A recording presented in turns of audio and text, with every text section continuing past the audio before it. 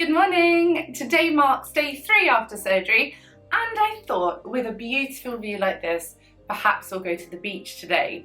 We're at the hospital for 1:30 in the afternoon. I've had breakfast, I've had a hair wash, and I feel so much more human looking. No longer am I in comfortable clothes, hospital clothes, pajamas. This is now the time to get out and about and really enjoy the sights and sounds of the city. So going down to the beach today, we've looked at this view from the window for the past 3 days, and I'm really excited to get my toes in the sand. So the afternoon of day 3, we've just got back from the hospital where I saw my surgeon, Dr. Basat. I had my dressings changed and he checked me over to make sure that everything was okay. The dressings change is, for me, something that I personally don't enjoy. I think you'd have to be a special kind of person to enjoy it, where you have your stitches, a plaster pulled off the top of them, cleaned down, and then a new plaster reapplied. So I close my eyes during that. I think of England, I breathe, and then afterwards it's all done. It literally takes a matter of minutes and is something that needs to happen to keep the wounds fresh and clean. This prevents any infection or any complications post-surgery. They gave me some additional medication should I need it upon my return back to England. Gauze should I need to put under my armpits or where the compression band touches me. I also have some steri strips. If any peel up and come off, I can reapply them.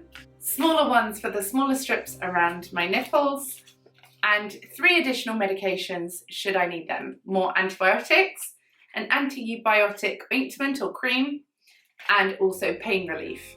So if anything changes, if there is any redness, any tenderness, anything at all, I have everything that is necessary to be able to apply creams or take further medication to prevent it from developing. That's why it's so important to have that clear communication with your surgeon, with the medical team, so that you can catch something as soon as it happens. Now, something that is common in hot countries is when you are warm, you will swell. I don't have drains from my surgery as I didn't bleed enough to need them during the surgery. Drains are tubes that come out of the incision site and gather into a chamber like water bottles that you carry with you for 3 or 4 days after surgery to drain away any excess fluid from surgery. I didn't need these at the time because I didn't bleed, but because it's hot in Turkey, I sweat, and sweat can lead to swelling, so it's really important to stay out of the midday sun.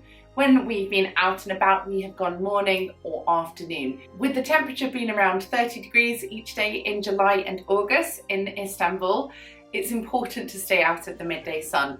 So I'm certainly not sunbathing with these really interesting tan lines, but walking out and about, seek shade, sit down often, and return to air conditioning to cool down at the end of the day. So as we were at the beach this morning, which is very early before the day got hot, we met some lovely, lovely cats. They are absolutely adorable, and took a stroll to the local supermarket, which is only over the road, for a bag of cat biscuits. This evening when we go for our dinner at the restaurant overlooking the sea, we are going to feed some cats at sunset as a really relaxing and lovely thing to do. So I have my bag of cat food ready. Really excited about that. I also want to go and see the cats at sunrise, again the coolest part of the day, which is lovely to get out and about. And today marks the halfway point through my stay in Istanbul. So 3 days after surgery, I return home. In 3 days' time, my 6th day after surgery. And I literally have nothing left to do now. I can spend my time as I wish until my final appointment on day 6, when I will have my dressings changed once more. After this, my dressings will stay on until 3 weeks post-surgery. I am then able to just peel them off in the shower when they are wet, and everything is done. There is no more aftercare necessary. I will, of course, continue to check in with the medical team and my surgeon when they ask for photos of my healing and my recovery. I can take those pictures on my phone and text them to them. They will then be able to tell me if I need to increase my antibiotics or not, whether I take more pain relief or not. They can give you all of the information and advice when you are back in England, so there is nothing to worry about. So now we're getting ready for dinner, we're going for our lovely evening meal and feeding some cats.